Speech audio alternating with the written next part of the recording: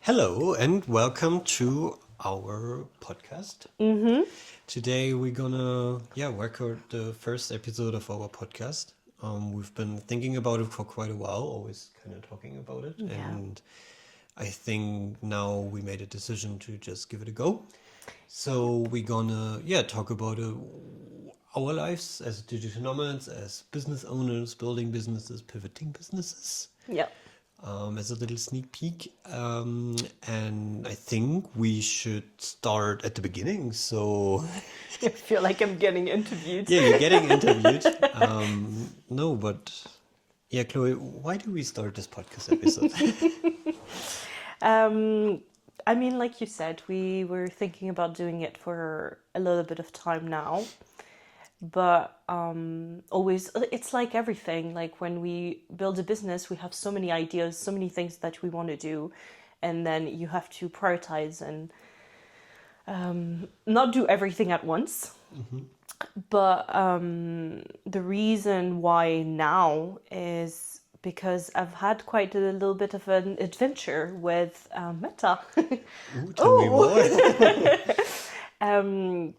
So for anyone who's ever used Meta, you know how complicated that can be. And so I'm currently, I don't necessarily want to go too much into details, but I'm currently, I'm struggling with Meta, and I was very scared of losing my Instagram account. And which made me think of like, okay, Instagram is basically my main and only channel to find clients. And I need to change that because it doesn't belong to me. Like my Instagram, I can lose it at any time. And that would have a really big impact on my business. And I don't want to let that happen. So that's why we bump it up to the top of the list. Yeah. And I think it also works because you're changing your business a little bit. And spoiler alert. So yeah, I guess that's like what we're going to talk about today. And like maybe we could introduce ourselves for the people who do not know us. Yeah, do you want to go ahead? Yeah, sure. So my name is Chloe. I am French. So when I first started, I've had a business for the last 5 years, almost 5 years now. And I first started as a freelancer in growth marketing. So I was helping. I like that you're pretending like you don't know what I'm doing. Like I'm telling you for the first time. But I was helping startups find their first clients online and scale from that. And I basically started during COVID because I was laid off. Fun stuff. Because the startup that I was working for was mainly dependent on events, and as we all know, those were not happening during COVID time. And I decided that I wanted to build my business. And I'm saying that like it was super easy, but it really wasn't. I panicked, okay? I panicked and I applied to jobs. I even like paid I paid for a course to build my own business, and then I just was like, okay, what is it that you actually want? And I became a freelancer. And then I fell into hustle mode, and I was super stressed, working all the time. I was like, even when I was going out to see friends, I was always checking my phone, making sure that like no one was texting, like my clients weren't texting me or even thinking about like what would come next and everything. I would wake up in the morning also with a really strong headache because I was grinding my teeth in my sleep. And so when I reached that point, and on paper I had a very successful business. I was making like 5K per month, but I was so miserable that came to a point where I was like, there has to be a better way. There has to be another way of building my business. And this is when I basically like burned it all down to rebuild it. And this is around the same time where I was like, what is it that I actually want? And I love traveling. And then I started traveling. And what was your first destination? My first destination was Tenerife. And Tenerife was... so the thing that I had in mind was that I really wanted to... So I was living in Paris at the time. And in my mind, what I would do is travel maybe 2 or 3 times a year and still have my apartment. But as soon as I arrived in Tenerife, and I just knew that was it. Like, I was so much happier. To be fair, in Paris, it was like mostly winter, it was grey and everything. So I was just like, I was in Tenerife, I could go to the beach, and I was meeting like-minded people because I was staying in a co-living, and I was just like, oh, this is it. This is what I want to do. And I actually, and like, I was supposed to stay, I think a month and a half, and then I ended up staying 2 months, went back to Paris, told my friends that I was moving out and that I was going to travel the world. Nice. Yeah. How did they take it? That's a good question. I think Thanks. I think there were... I don't think... they weren't very surprised. I think they kind of knew that it was me, that it was my way of working, that I just do crazy stuff. And I think it was more of a me thing of like, who am I to go and travel the world when everyone around me is like buying a house, getting married, having children. And I was like, oh God, I'm like so unstable. And obviously with the time, because it's been 3 years now, so with the time it just kind of became easier. But at first it was I like, it's like when you do something for the first time, it's so easy to talk about it afterwards, but when you in the moment and when you're doing it, You're crushing it. yeah, Yeah. you're like, why can't I just be happy with the way things are? Like, why do I need to put myself like in not dangerous, but like in different situations where I'm not very comfortable? But yeah. And now it became your lifestyle to get out of your Yeah. comfort zone. Yeah. Yeah, now it's become like, it became our new norm. Like, this is our life. Yeah, nice. And then now, I it's a long story, but like, because your question in the beginning was like, what do I do? And I didn't really fully answer that question. And now I'm a business coach for freelancers. And what do you help them with? Like, what does it mean? I basically help them go from like custom offers or template services to one signature offer that they get known for. I help them sell it on Instagram, which includes like writing content that converts, not just not goes viral, but like actually gets you clients. And then once you start getting inquiries, it's all about closing it, and that means closing it at the price that you want, saying no to the wrong people. And yeah, this is basically what I help them with, because this is what I built for myself. And that now I want to help others do the same thing. And I sometimes I say that I'm a freedom first coach, because I not only help people have a more like sustainable business, but I also help them build the life that they want. It doesn't have to mean like they need to travel and see the world, because that's my definition of freedom. But whatever your definition might be, it's all about making it happen. Yeah, interesting. But it sounds like a very good service. Interestingly enough, like I read a study today Yeah. on the freelancer situation in 2026, but it was a DACH, like Germany, Mm-hmm. Austria, Switzerland only. Report, and interestingly enough, like over the last years, and especially obviously the report covers the last 12 months mainly, that the freelancer rates increased, Mm-hmm. but the project pipeline decreased. Oh. So over, like, let's say, I think it was 60% said that they can ask for higher rates while Mm-hmm. freelancing, but the same amount, like over half of the people said that they don't have a consistent client pipeline or project pipeline for the next 3 months, let's say. And then Yeah. when you think about it, it's actually quite like, it's on paper, it sounds good, and also like okay to probably go freelance and ask for a higher price, which is probably always a barrier that also I had in my mind. Mm-hmm. Um, and then knowing where to get clients from, because like I mean, obviously the first place to go is probably on freelancer platforms, Fiverr, Upwork, Mm-hmm. etc. But then you more mainly compete on price Yeah. or on whatever visibility hacks like or search engine optimization on Fiverr and Upwork. Mm-hmm.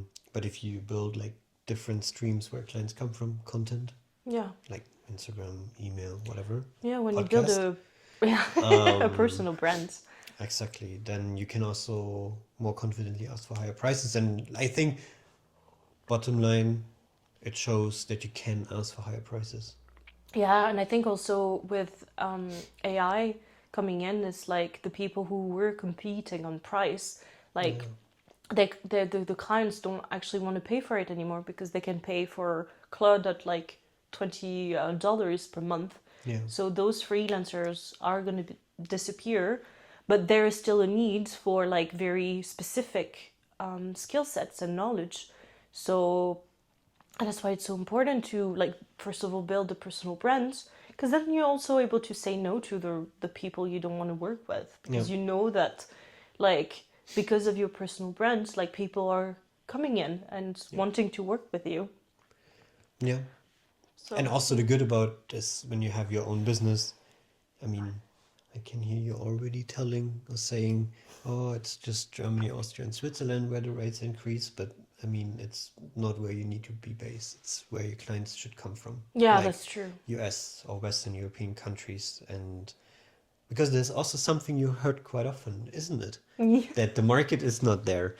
To, Yeah, this is one of the things that the market is oversaturated or my country doesn't pay well or I hear this and I, like it's just it's all about the positioning. It's all about how you position yourself and like people don't have to know. Like I don't tell people that I'm French.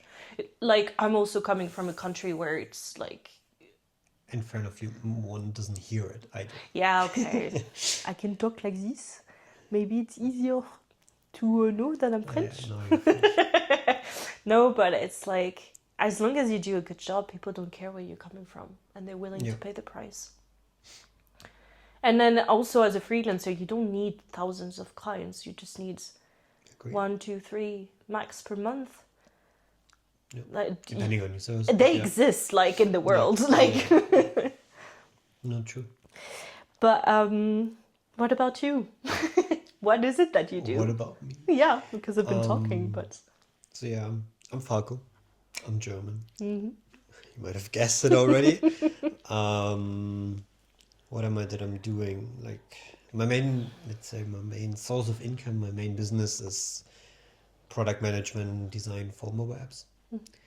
Um, Mainly, yeah, helping them like monetizing consumer mobile apps or mobile apps for consumers. I'm currently working with like one main client that has a like let's say food app, and it's actually working quite well, so to say. I enjoy it a lot. Um, Working with the client, um, but um, I listen to myself, ask the why question, etc. And then I think mobile app space is interesting, but it's not really where I wake up in the morning and think intrinsically, oh, what is the latest trend and so on. So I'm currently exploring a new path and pivoting a bit, or exploring it before pivoting. And I'm gonna host, or we're hosting it together, a retreat, a founders retreat.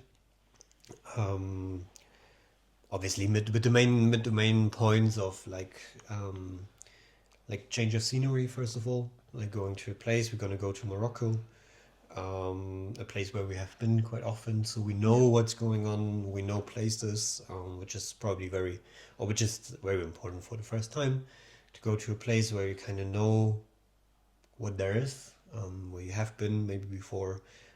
We've also know quite a good amount of people there. Yeah. We know the good coffee places. Um, I don't drink coffee, but yeah. yeah, But I know the places.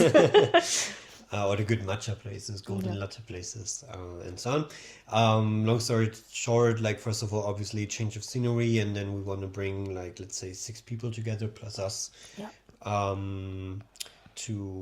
for a week to work together, to connect with each other, and also you're gonna host like two workshops on a mastermind, where we try to ask the important questions to get one's business unstuck, to create an offer, to actually ask for the price that you have in mind, but you didn't pitch yet because you might be too afraid.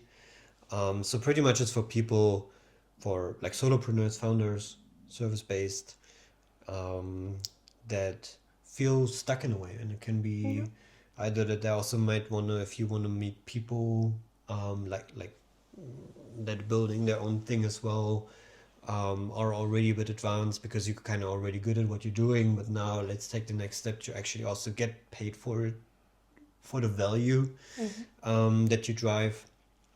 And I think, even though I would put myself rather on the introverted spectrum, I think on the scale, I think I love hosting people and giving them a good time, and I'm also going to design it so that also introverted people feel welcome. So we're going to have downtime. We're also going to have like daily excursions, and yeah, so it's all about building together and learning from each other, inspiring each other, and very much looking forward to it. Yeah, I think it's also like, because we know firsthand, because we're traveling so much, that's like sometimes it can be lonely, I guess, in a way. Like to Yeah, I mean, build a we're lucky business. that we have each other. Yeah, for sure. We should talk about where we met and so on, but cliffhanger. But yeah, I mean, it's usually like when you go to a co-working place also, you have surface level conversations. Yeah. Where are you from? What are you doing for a living? Okay, I need to go to my next meeting by. More or less, like you have usually a bit more deeper conversations than I have. But yeah, I mean, obviously I'm solving my own pain, or our own pain as well, that we want to meet people that we click with. And obviously we're going to have like a call, also a group call with the participants beforehand, so that we can make sure that the group is, that we don't, I'm not going to say that we're going to bring people with the same traits and mindsets, Like-minded people. like-minded people, but also to have a diverse enough that we can actually learn and inspire from each other and inspire each other, and just have the deep conversations that flow naturally. But also it's important for me to also ensure that you have slots, if you want to, for some downtime, or where you can deep people as well. And because I think it's very important also to recharge your battery. And obviously we're gonna have it in a beautiful place with a villa, so there's a lot of space on the area where you can journal.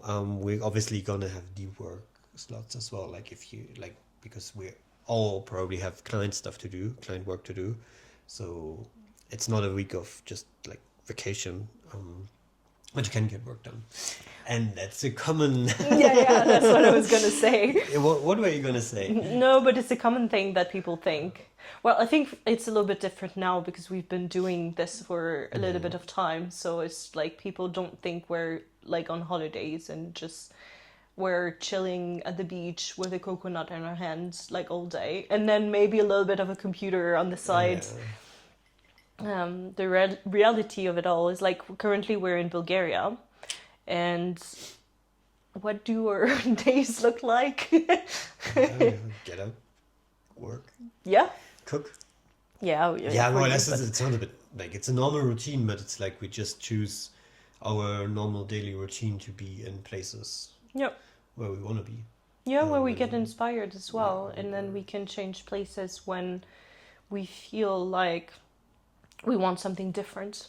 Like if we're more into work, like right now in yeah, Bulgaria, this is like the perfect spot to be fully focused on work, yeah. and then Which is also a very interesting topic because um, going self-employed and especially freelance can quickly lead to the dependency that you depend on your client, and then when do you take time off?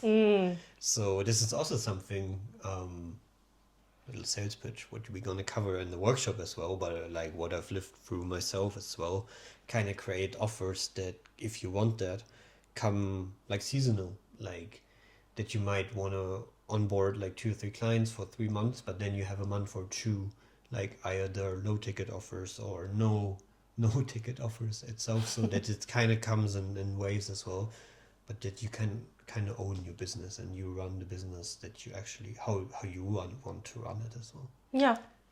I mean, I think we all need holidays from time to time, and it's just all about like.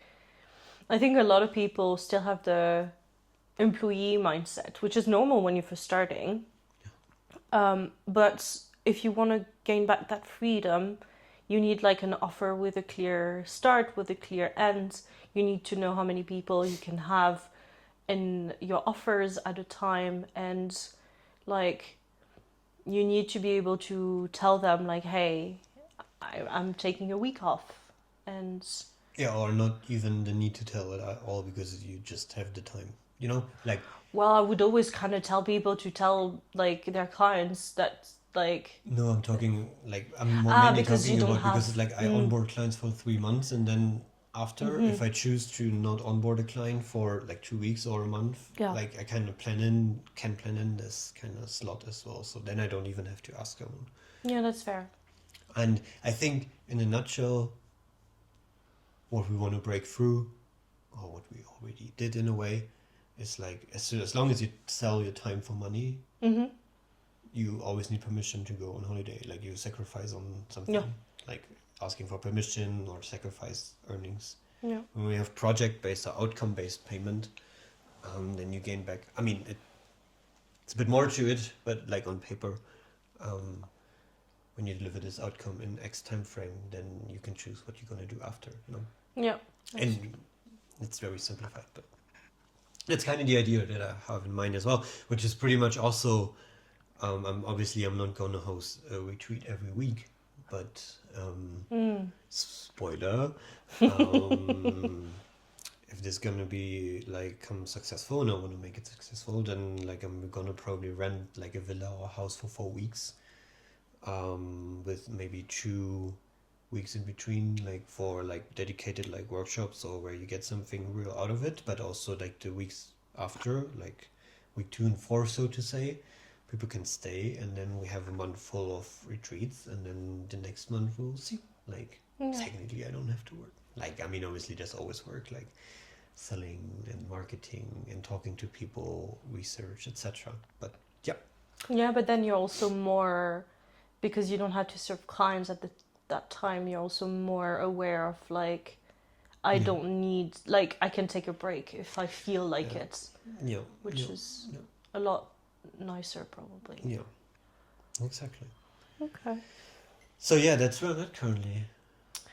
Well, that sounds really exciting. It is, it is, it is, it is very exciting, and obviously I'm very grateful that I currently have that I'm in this position where I have a bit of financial stability to actually try out something that I love doing. Yeah. So, yeah, I'm excited. Yeah, we shall Let's see. see. Where it's kind of what I was saying in the beginning. It's like when we're changing our business, when we're doing something for the first time, it's like we don't know what's going to come out of it. So it's like right now, we're like, you're a little bit like in the messy middle. Like, you know what you don't want, you kind of know what you want next, but you don't know exactly what it's going to look like. And it's probably going to look very different from what you imagined in the first Yeah, place, probably. because that's what happens. Yeah. Yeah, that's fair. I mean, to be fair, like that's pretty much how my life looked like as well. Because, like, after graduating from school, I used to study law, but then I Yeah. didn't want to become a lawyer. This is very like boring for I me. could have used a lawyer though with Yeah. what's happening with Meta, but anyways. Yeah, but then I kind of joined a startup because I thought, okay, I'm still young and probably in my 40s. I don't do this anymore. Like, I don't experiment anymore. So I joined a startup. Lucky enough, it got quite successful. We grew. Um, and then, yeah, after 5 years, I decided to leave. So I quit my job, Yeah. pivot again, became self-employed. That's about the time where we met when you That's quit. around- Well, you had quit already. No. Yeah, Yeah. I had quit, but then I wanted to take on a Never new mind. job. Yeah.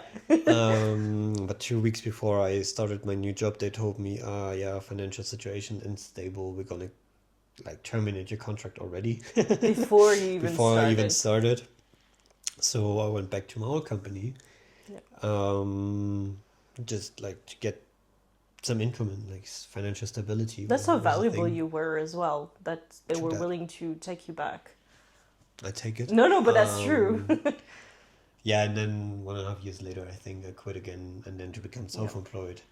But then also then like I know that my first income was a workshop in an incubator in Berlin for 400 euros, Oh, yeah, which was that's super true. far away from a stable income. We all start somewhere. Exactly, and then I partnered with someone, Mo, who had been in this space a bit more, had a bit more design skills than me, so it was kind of me product manager and he design. We landed a few clients. I hit a 11K month, which was always a goal to hit 1K 1 month. How did that feel like? I expected more. More, what do you mean by more? More the feeling of I made it. Because technically it was like the money came in Yeah. and it was nice. And we went to tapas, like a French tapas bar, because it was in Grenoble back then. Oh, yeah. But then the day after was like client work. And then, like, I mean, obviously it looks good on the bank account, but I don't know what I expected, actually, to be honest. Like, I don't want to say that it was, I mean, it wasn't sad, like 100%. No. I mean, I take it. They're But it gonna was like, hate you otherwise. Like. yeah. No, obviously I was very happy to hit it, but also it was like a very, very busy month. But we agreed on like just trying it. Yeah. But then I knew like first of all, my business partner got more unreliable, which ultimately led to it that I parted ways with him. Yeah. To do it again, like just by myself, and for myself, which had a very relieving and liberating feeling again, which is very nice. But obviously it came with more, like it can be more, can come more with more insecurity as well.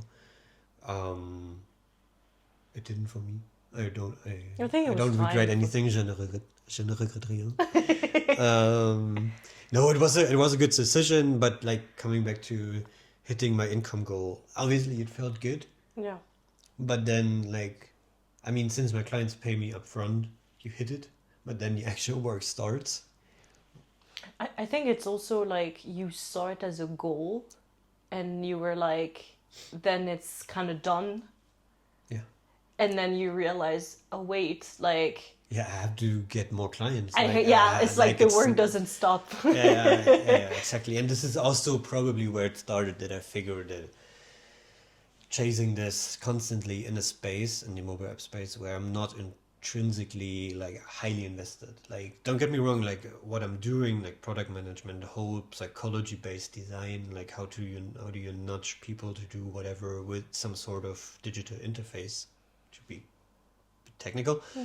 I love it. But then you have a lot of trends in the mobile app space. Apple releases something new every month, and then do you want to try it out? Do you have to try it out? It's like a bit of shiny object syndrome as well. And to stay ahead of the real mobile app trends is part of my job, and I'm doing it, but it's not that I'm like enjoying it. It's lacking meaning a little bit. Yeah, maybe. meaning, purpose, something. Purpose, yeah. Yeah. I think I had the same thing when I was a freelancer. Same thing. I loved it, and I ended up doing something that was like not completely super different, but it's like you serve a business, whereas right now I serve people, and I feel Yeah. like I have such like a bigger impact of like people who can like really. They can send me voice note. They can send me like I'm really part of their lives, and I really feel a lot more helpful. Like, yeah, helping them build their business, helping them build their dream life, rather than helping a business grow. Yeah, Like- I get it. like, yeah, no, I get it. As a It's- freelancer, like I don't know. It's hard to explain, but Yeah. I hope. Yeah. I I mean, hope we you used get to it. travel for people as well, Oh yeah, that's true. because we met like you before already, but we Yeah. met quite a few people, especially in Madeira, Yeah, where we met as well. yeah, And then like kind of went where they went. Like we met like Yeah. a friend in Bali again. We met in Morocco, obviously, like and in Sri Lanka as well. Sri Lanka. We shared a house with two friends for 2 months. That was pretty cool. Yeah, Other people visited us as well. yeah, So those connections that are really nice, and yeah, which is also why we could create my retreat to meet more people, make connections, yeah. lasting connections, and yeah, I think now we pivot our businesses like you already with your coaching, but me with the retreats too. It's very valid what you said, like serving people more than. something Yeah, else. don't I know. actually. I really, I'm happy that I have the freedom to try something out that I enjoy doing. I think that's the beauty of being self-employed. That people like that's the reason why a lot of people start a business, but then it gets forgotten along the way. That you just like you kind of forget the goal is freedom, and the goal is to like find joy in what you're doing, basically. So whenever it feels misaligned, it like as I almost said it's super easy to pivot, but that's actually not true. But like it's easier than if you're employed, I feel like, Yeah, 100%. because you're literally building your job, and Yeah. like from one month to another, it can look very different because you choose for it to like look differently. Yeah. So talking about freedom, I mean, you already told us that we're in Bansko. I said Bulgaria. Yeah, I didn't Bulgaria. say we're Bansko, through but yeah. Bansko. It's a little mountain town in Bulgaria with nice, decent co-workings, co-livings, digital nomad scene. Yeah, in the Quite busy. mountains, we can walk everywhere. Yeah. It's just a tiny village that is very nice. Yeah, but talking about taking time off and vacation, our next stop will be Kefalonia, like a Greek island, where we're gonna spend a week of vacation. Yep. Where we're also gonna meet my best friend, Yeah. because we're gonna celebrate her birthday there. And yeah, so I'm very much looking forward to the celebration, obviously, but and meeting her, but also to just having some downtime, some time off in a Greek island. And yeah, I can't wait. Yeah, it's gonna be nice. We might be filming another episode there. Yeah. We'll see. We're also figuring it out. Like, as you can tell, like, we are trying new things. Yeah. It's a lot of new things. So we figured that we would take you along the way, and in a very chill couch manner. Yeah. And obviously, like, we're creating the podcast mainly because it was on the list for a long time and we want it and we enjoy talking to each other. But also, Sometimes. in a way, we do this for you, you listening or watching. So, I mean, obviously, we hope, first of all, you enjoyed it. And if you have any questions about building businesses, digital nomading, moving out of Germany, where we're gonna probably create another episode on, because it's an experience in itself. But again, I don't regret anything, and now I'm happy with the setup. If you have any questions to us, Like Chloe, as a couple as well, as a couple traveling as a building, couple, building a business. Well, we're not building one business, but like, we're building each our own business, but we're which also brings its own challenges. yeah, that's very true. Yeah, if you have any questions about it, we're happy to cover them, answer, and would be super happy if you engage with us. Yeah, We don't know how to end this. Yeah, No, but it's also and like obviously we have a few ideas of topics that we want to cover, but then it's also if you have a specific topic that's like we covered a few things, so it's also if you have a specific topic that you want us to talk about, then we definitely will listen and we're happy to help as well. yeah. We're here to, I think in some ways we're also here to document our own lives. So we have it's a little bit selfish, but we also have a way to track the wins and the True. The journey. I think is for me it's like how I see it a little bit, because it's so easy to, because we keep talking about it. It's like for us, like our life is normal, and I don't want to sound condescending because I know it's like it's not the norm, but we've been traveling for 3 years, so it's just for us it's just like our everyday life, and like we're not exploring or traveling all the time. Like there's some weekends where I literally don't go outside and I'm perfectly happy with that. So it's just kind of,